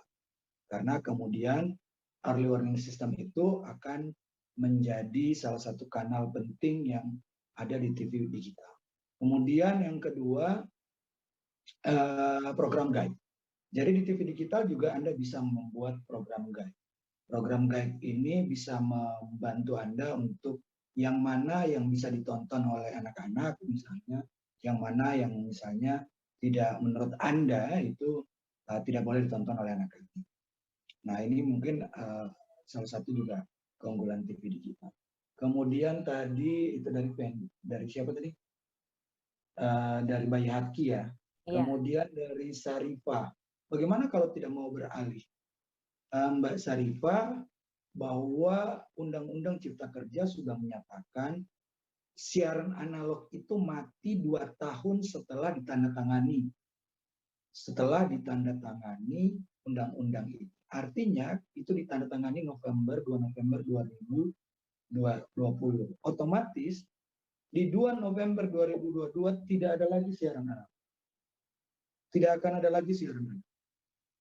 Jadi kalau Anda tidak mau melengkapi misalnya TV lama Anda dengan set-top box misalnya, maka Anda tidak bisa nonton siaran TV. Anda tidak, karena tidak ada lagi siaran analog karena mereka pindah ke digital. Itu maksudnya. Jadi kalau misalnya tidak mau pindah ya Anda tidak bisa nonton siaran. Kemudian yang terakhir tadi, Mbak dari siapa ya? Yang terakhir tadi dari Mbak Khairunisa, tapi tadi sebenarnya khusus untuk Prof. Henry tentang set-top box gratis. Ya, mungkin sambil menunggu Prof. Henry, sekedar informasi bahwa rapat kami dengan Kominfo itu menyampaikan akan ada subsidi kepada masyarakat yang tidak mampu. Itu sudah disampaikan juga tadi. Nah, cuma memang delivery-nya sampai sekarang belum maksimal karena pandemi. Anda saja sampai sekarang saya pesan yang harusnya sampai 2 hari, ini udah 3 hari, 4 hari juga belum sampai juga. Jadi pandemi ini membuat beberapa aktivitas kita kan terganggu. Jadi mau tidak mau kita harus kemudian bersabar. Nah, siapa saja masyarakat tidak mampu itu melalui data yang ada di Kementerian Sosial. Data yang ada di Kementerian Sosial, kalau saya tidak keliru, itu melalui EPKH, elektronik PKH. Jadi itu disinkronkan. Tapi lebih lengkapnya bagaimana mungkin lebih baik Prof. Henry yang akan. Terima kasih, Mbak Sarah. Baik, terima kasih Mas Reza. Tadi sudah dijawab juga ya. Penting juga tuh early warning system, karena kalau di Jepang itu udah hal-hal yang biasa ya Mas Reza ya. Kalau misalnya lagi nonton TV, tiba-tiba ada pop-up notification gitu, terjadi gempa di daerah mana dengan kekuatan berapa, tuh udah hal yang biasa. Tapi di Indonesia kan ini adalah hal yang baru, yang mana berguna banget untuk kita yang dikelilingi gunung-gunung, dikelilingi lautan gitu ya. Jadi ini tidak ada alasan untuk tidak pasang TV digital karena benefitnya jauh lebih banyak. Gitu. Baiklah. Selanjutnya, apa Prof. Henry sudah bergabung bersama kita? Ya, boleh. Baik. Sudah. Baik, silakan Prof. Ini tadi ada 6 penanya ya Prof. Jadi mungkin dijawab dulu yang pertama dari Mbak Dinda. Kalau daerahnya yang jangankan TV digital, tapi jaringan internet aja belum stabil, bagaimana cara sosialisasi tentang TV digital ini? Begitu Prof. Kalau sosialisasi ini sebenarnya kan tanggung jawab selain pemerintah juga TV-TV yang akan menjalankan digitalisasi. Jadi kalau tidak ada sosialisasi, nanti penonton TV-nya di digital kan nggak ada, ya kan? Otomatis TV-TV, makanya ini ada Pak Dedi dari Kompas. Beliau kan juga harus sosialisasi juga. Kenapa? Karena kalau nanti Kompas sudah pindah dari analog ke digital, sosialisasi nggak jalan, berarti penontonnya nggak ada. Makanya semua TV, baik itu LPS, lembaga penyiaran swasta, maupun LPB, lembaga penyiaran publik, LPP ya, lembaga penyiaran publik seperti TVRI, semua sosialisasi. Nah, daerah-daerah yang remote, daerah yang terpencil itu biasanya yang bisa jangkau adalah TVRI. Karena TVRI sekarang sudah memang mengembangkan jaringannya sampai ke daerah-daerah. Itu untuk sosialisasi. Kalau internet tahun 2021, 2022, 2023 ini sedang dibangun. Infrastrukturnya sedang dibangun sehingga insya Allah nanti tahun 2023, 2024 seluruh wilayah Indonesia sudah sudah internetnya sudah bagus semua gitu. Itu yang tentang tadi. Kemudian set-top box ya. Untuk set-top box, mengenai set-top box itu memang akan ada subsidi. Subsidi itu ada dari dua. Dari teman-teman lembaga penyiaran swasta yang dulu memang punya komitmen untuk membagikan set-top box ke masyarakat. Yang kedua adalah pemerintah. Tapi pemerintah ini anggarannya masih belum turun.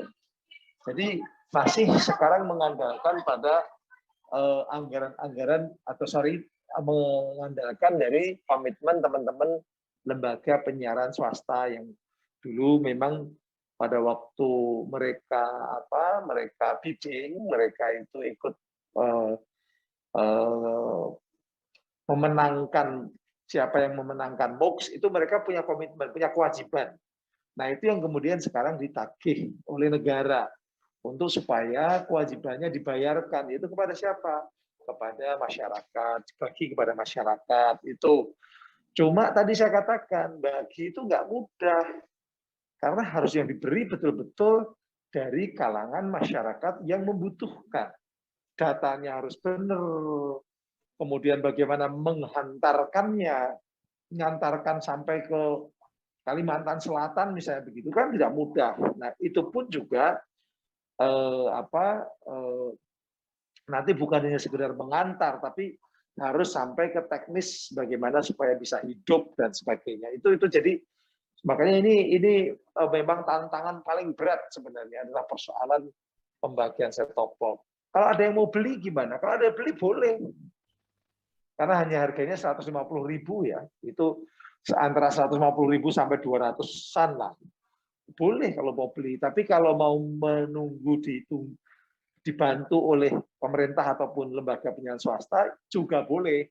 Cuma yang nanti yang bagi itu pemerintah dengan LPS itu bukan orang daftar, nggak bisa daftar. Kayak seperti bansos itu. Jadi dibagi sesuai dengan data-data yang ada di Kementerian Sosial. Seperti itu. Tapi kalau ada yang kemudian nggak mau pindah, itu haknya saja. Cuma nanti hilang. Kanal analog itu hilang, tidak bisa ditonton lagi. Kenapa hilang? Karena memang satu, itu ketentuan undang-undang yang harus dilakukan oleh baik pemerintah maupun juga swasta harus tunduk pada undang-undang. Yang kedua, kalau misalnya Kompas sudah pindah ke digital, nggak mungkin analognya tetap hidup. Itu mahal biayanya. Atau RCTI pindah ke digital sudah. Ya nggak mungkin dia akan membiarkan yang analog tetap hidup. Itu double cost, harga lebih mahal karena biayanya hidup double. Nah, maka sampai kapan dia masih hidup? Sampai tanggal 2 November. Setelah di luar November mati, masa mau nonton? Nonton barang mati kan? Nah, harus pindah. Begitu, terima kasih. Oke, baik. Terima kasih Prof atas semua jawabannya. Tadi sudah terjawab semua. Beberapa pertanyaan yang khusus untuk pemerintah tadi sudah dijawab ya. Selanjutnya saya persilakan Mas Dedi untuk menjawab pertanyaan dari para penanya tadi, dari Mbak Syarifah, dari Mas Ahmad Baihaqi, dari Mbak Khairunisa. Silakan Mas Dedi. Terima kasih. Semua hampir sudah dijawab tadi ya oleh Mas Reza sama Prof. Hanya menegaskan saja ya, kalau Mbak Syarifah kalau memang nggak mau beli set-top box, TV tabung, ya TV tabungnya cuma ada bintik-bintik, cuma itu aja nanti pada saat digital. Kemudian Mas Ahmad dari Hulu Sungai tadi apa sih canggihnya apa gitu ya? Kalau mungkin sekarang kita di TV analog masih bisa tuh nonton TV tapi smooth gitu ya, atau gambarnya nggak jelas. Besok pada saat berubah ke digital cuman ada dua, dapat atau bagus banget. Tidak dapat atau bagus banget. Cuman ya, jadi suaranya juga lebih jernih, gambarnya lebih tajam. Dan juga nantinya kalau memang penyelenggara MUX yang menyediakan, kita ada fitur EPG. Jadi teman-teman itu nanti bisa melihat jadwal acaranya. Selain yang tadi ada early warning system, juga kita bisa melihat jadwal acara. Tapi kalau tayang ulang belum bisa, karena kalau tayang ulang kan artinya ada kapasitas internet lagi, dan ini kan free to air ya, kita tetap harus jalan terus, tidak mungkin melakukan tayang ulang. Tayang ulang kalau memang ada acara rerun di TV-nya, memang dibuat oleh stasiun TV-nya. Nah, kalau untuk kekurangannya bagaimana? Kekurangannya ya mungkin nanti tinggal jangkauan ya. Nah, tadi Prof. Henry sudah sampaikan, informasi yang saya dapat juga jangkauan ini nanti akan dilengkapi, akan dipenuhi oleh TVRI. Kalau nggak salah, saya dapat info TVRI itu sebenarnya sudah siap di 200 sekian titik di Indonesia ini. Jadi sampai ke daerah-daerah kabupaten, itu TVRI nanti sudah bisa menjangkau teman-teman kita di seluruh Indonesia. Mungkin itu tambahannya, Mbak. Terima kasih. Baik, terima kasih Mas Dedi atas jawabannya ya, teman-teman. Sudah jelas bahwa TV digital ini adalah TV yang memudahkan kita juga karena isi siarannya juga akan lebih beragam dan lebih banyak, lalu lebih bersih gambarnya, lebih jernih suaranya, dan lebih canggih. Fitur-fiturnya tadi bisa ada early warning system untuk kita yang daerahnya mungkin rawan gempa dan segala macam lainnya, atau misalnya kita juga bisa tahu apa sih yang akan kita tonton ke depannya, atau apa yang sudah kita kelewatan nih, tontonan sebelumnya. Lalu teman-teman, karena kita selama pandemi ini kan lebih sering di rumah, jadi alangkah lebih baiknya kita punya kualitas TV yang bagus agar kita nggak bosan gitu ya di rumah aja main handphone, gadget time-nya semakin banyak. Nah kan kalau TV nanti bisa anak-anak juga bisa menonton dengan isi siaran yang khusus untuk anak-anak dan sebagainya. Makanya untuk tetap tonton siaran TV di rumah, dan jangan lupa teman-teman tadi juga sudah diberitahu untuk set-top box. Mungkin kalau yang teman-teman yang ada di sini nih sepertinya yang masih bisa punya akses internet, yang internetnya masih baik, masih bagus, yang rezekinya banyak, bisa untuk membeli set-top box. Tadi kata Prof. Henry juga dijual kisaran 150.000 sampai 200.000, ada di e-commerce, gratis ongkir pula teman-teman. Nah, ini kan dibelinya cuma satu kali, tapi digunakannya bisa untuk seumur hidup, bukan seperti TV streaming atau online lainnya yang bisa harus kita bayar setiap bulan, tapi ini kita beli satu kali untuk seumur hidup. Jadi jangan lupa nanti tahun 2022, semoga kita semua sudah beralih ke digital. Jadi kita tidak ada lagi tuh kata-kata Indonesia ketinggalan TV analognya, jadinya semuanya kita harus TV digital. Jadi nanti di tahun 2022 semuanya sudah digitalize, mulai dari gadgetnya, dan juga pemikiran kita sebagai manusia. Nah, selanjutnya para narasumber saya persilahkan untuk memberikan closing statement-nya untuk sesi webinar kita pada pagi sampai siang hari ini. Sekaligus memilih satu penanya terbaik. Jadi Mas Reza pilih satu, Mas Dedi pilih satu, dan Prof. Henry pilih satu penanya terbaik dari tadi yang sudah bertanya. Saya persilakan dulu untuk memberikan closing statement. Prof. Henry, apa bisa memberikan closing statement, Prof? Ya, bisa. Terakhir Baik. nih ya. Silakan, Prof. Ya, terakhir. Pertama, TV digital itu bukan merupakan TV internet. Itu tadi yang sudah dibahas. Tapi ini seringkali masyarakat banyak yang bingung antara internet, TV internet, sama TV digital. Yang kedua, ini ketika kita ini sekarang ini mau tidak mau kita tidak boleh ketinggalan di dalam hal perubahan teknologi. Teknologi berubah sangat cepat. Sekarang sebenarnya digitalisasi TV kita udah terlambat. Maka mau tidak mau kita juga harus adjust, harus menyesuaikan diri. Termasuk masyarakat kita ajak untuk menyesuaikan diri. Kenapa? Karena ini adalah bagian dari sebuah perubahan yang juga tujuannya bukan hanya untuk penyiaran saja, sekali lagi yang saya sampaikan, tapi ini untuk komunikasi masa depan. Makanya ayo kita sukseskan TV digital supaya Indonesia semakin beragam yang namanya komunikasinya, medianya, ada media analog, media terestrial, ada media yang berbasis internet, dan semuanya akan memberikan kemudahan-kemudahan dan memberikan layanan yang baik untuk masyarakat kita. Itu saja. Jadi terima kasih. Mohon maaf saya kalau banyak hal yang kurang bisa berkenan ya. Terima kasih juga untuk Pak Dedi dan juga untuk Pak Reza. Terima kasih. Baik, terima kasih Prof atas closing statement-nya. Terakhir Prof, satu penanya favorit Prof. Penanya yang pertanyaannya bagus menurut Prof Henry. Aduh, saya tadi lupa ya namanya. Mbak ini tadi Syarifah tadi ya. Syarifah boleh. Oke, saya Syarifah. Terima kasih Prof Henry atas waktunya. Terima kasih. Yuk. Ya, sudah memberikan Sama-sama ilmu kepada kita tentang berpindah dari TV analog ke TV digital. Sehat selalu ya Prof ya. Semoga sehat selalu dan semangat selalu untuk memberikan edukasi kepada masyarakat. Selanjutnya saya persilakan Mas Reza untuk memberikan closing statement dan juga memilih satu penanya favorit Mas Reza. Silakan Mas. Baik, terima kasih Sarah. Kalau saya memilih mana tadi? Kalau saya memilih Dinda deh. Baik. Dan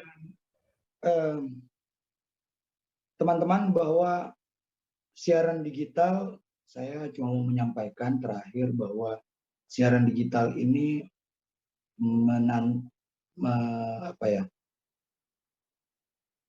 penting untuk kita kemudian memahami apa yang kita tonton. Bukan soal alatnya saja, tapi penting juga untuk kita untuk care terhadap apa yang kita tonton. Sehingganya ke depan dengan dengan beragamnya konten, saya berharap teman-teman akan lebih selektif memilih yang kemudian ditonton dan bermanfaat untuk keberlangsungan informasi yang ada. Dan dengan digitalisasi, otomatis penyelenggara siaran akan lebih banyak. Harapannya ini akan membuka peluang kerja akan lebih besar, dan juga bisa berkontribusi terhadap informasi lokal agar kemudian ini bisa mengembangkan daerah tersebut dengan baik. Saya kira itu saja dari saya Mbak Sarah. Terima kasih. Assalamualaikum warahmatullahi wabarakatuh. Waalaikumsalam warahmatullahi wabarakatuh. Terima kasih Mas Reza atas closing statement-nya tadi ya teman-teman. Bukan cuma hanya TV-nya yang canggih, tapi kita juga harus menyediakan tontonan yang nantinya bisa jadi tuntunan untuk keluarga kita semua di rumah. Mas Reza, terima kasih. Sehat selalu. Semoga lancar terus beraktivitasnya. Baiklah, tadi sudah dipilih juga Mbak Dinda ya. Selamat Mbak Dinda sudah dipilih oleh Mas Reza. Selanjutnya saya persilakan Mas Dedi untuk memberikan closing statement sekaligus memilih satu penanya favorit Mas Dedi. Silakan. Terima kasih Mbak. Jadi kalau dari saya sebenarnya hampir sama dengan Mas Reza tadi. Kalau kami dari industri, kita sama-sama paham bahwa digital ini suatu keniscayaan sudah tidak bisa kita tolak lagi, memang sudah harus kita sudah tertinggal. Nah, dengan berbagai macam persoalannya, ayo kita sama-sama dukung migrasi dari analog ke digital, dengan bertambahnya, dengan beragamnya konten, nanti juga kami berharap teman-teman bisa lebih menjadi penonton yang smart, bukan TV-nya saja yang smart, tapi teman-teman juga lebih smart dalam memilih tontonan-tontonan yang memang berdampak positif bagi teman-teman yang menonton. Harapannya ke depan dengan migrasi analog ke digital ini, industri TV kita juga semakin kuat, semakin canggih, semakin bisa menumbuhkan perekonomian bangsa ini. Demikian Mbak yang bisa saya sampaikan. Kemudian kalau untuk penanya favorit tadi Mbak Hairunisa yang menanyakan mengenai set-top box. Terima kasih. Baik, terima kasih Mas Dedi atas tadi closing statement-nya. Yuk sama-sama teman-teman kita berpindah dari TV analog ke TV digital, karena benefit yang akan kita dapatkan juga banyak sekali. Dan selain daripada TV-nya yang canggih, kitanya sebagai manusianya juga harus canggih memilah dan memilih mana yang lebih baik, dan memilah-memilih mana yang lebih bermanfaat untuk kita sendiri. Baiklah, sekali lagi saya ucapkan terima kasih kepada narasumber yang sudah menyempatkan waktunya untuk hadir bersama-sama di tengah kita, dan yang mana di sini mostly atau lebih banyak teman-teman dari Kalimantan ya. Sekali lagi kami ucapkan terima kasih kepada Prof. Henry Subiakto selaku staf ahli Menteri Kominfo. Terima kasih Prof atas waktunya sudah hadir bersama-sama di tengah-tengah kita di webinar dari pagi sampai siang hari ini.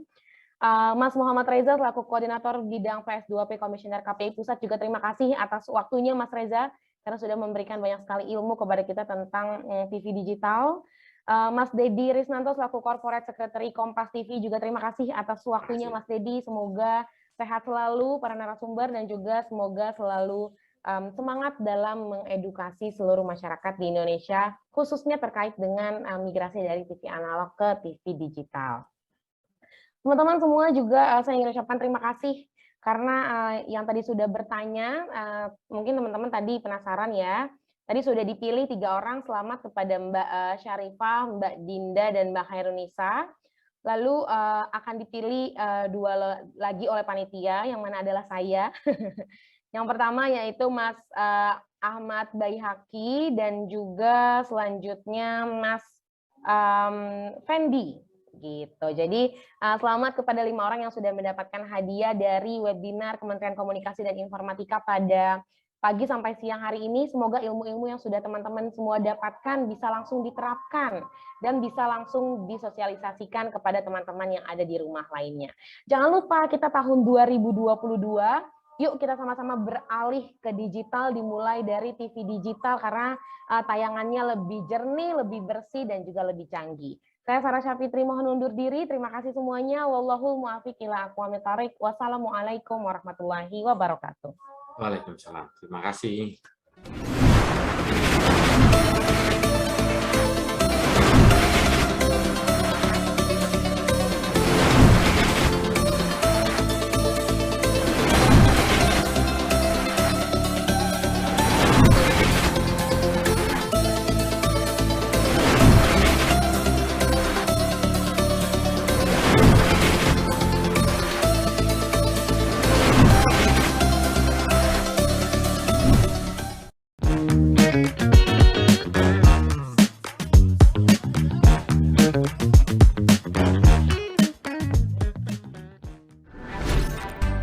Halo, Dayak TV Top Y.